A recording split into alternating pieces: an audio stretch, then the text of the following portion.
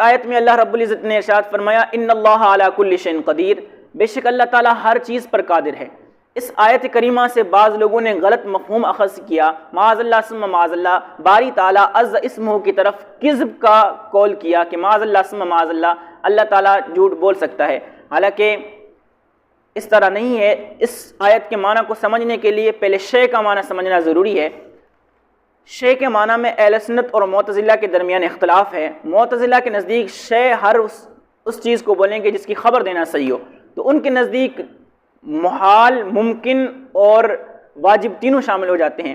لیکن اہل سنت کے نزدیک شے ہر اس چیز کو کہتے ہیں جو موجود ہو، حال میں یا معال میں، ابھی یا آئندہ موجود ہو، جس کا وجود ہو سکے، اس کو شے بولتے ہیں۔ تو کذب جو ہے وہ اللہ تعالیٰ کے لیے محال ہے اور اس کا وجود ہو نہیں سکتا، نہ حال میں نہ آئندہ میں، اسی لیے کذب اللہ تعالیٰ کے لیے محال ہے۔ اور پھر وہ اعتراض کرتے ہیں کہ اگر اللہ تعالیٰ کے لیے کذب کی نفی کی جائے کہ اللہ تعالیٰ کے لیے کذب بولنا محال ہے، تو پھر اللہ تعالیٰ کی قدرت کا نقص لازم آتا ہے کہ معاذ اللہ زید جھوٹ بول سکتا ہے اور اللہ نہیں بول سکتا، تو زید کی قدرت بڑھ گئی اللہ تعالیٰ کی قدرت سے۔ تو اس کے دو جواب ہیں۔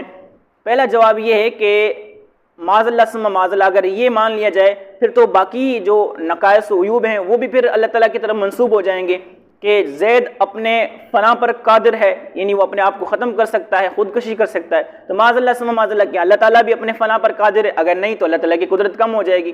حالانکہ اس طرح نہیں ہے، بلکہ اس کا جواب یہ ہے کہ زید کو اپنے جھوٹ بولنے پر قدرت ہے، وہ بھی اللہ تعالیٰ نے دی ہے۔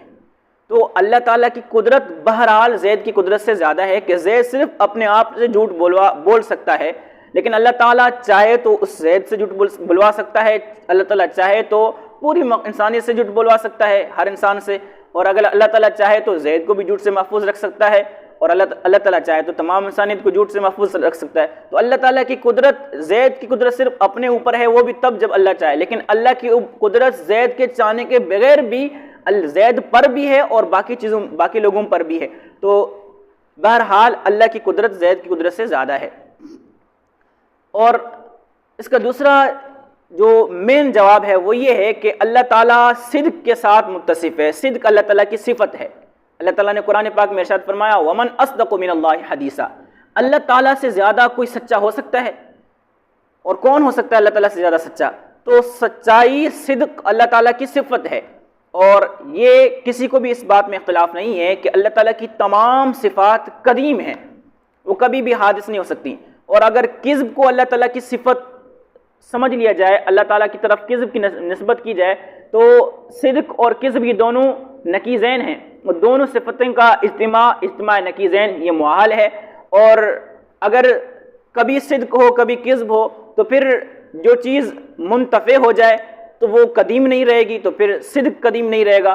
لہٰذا اللہ تعالیٰ صادق ہے، اللہ تعالیٰ کی صفت صدق ہے، اور کذب سے اللہ تعالیٰ کی طرف، کذب کی نسبت اللہ تعالیٰ کی طرف کرنا یہ بہت بڑا گناہ ہے۔ اللہ تعالیٰ کذب سے پاک ہے، بے نیاز ہے۔ اللہ تعالیٰ عمل کی توفیق عطا فرمائے۔ وما علینا الا البلاغ۔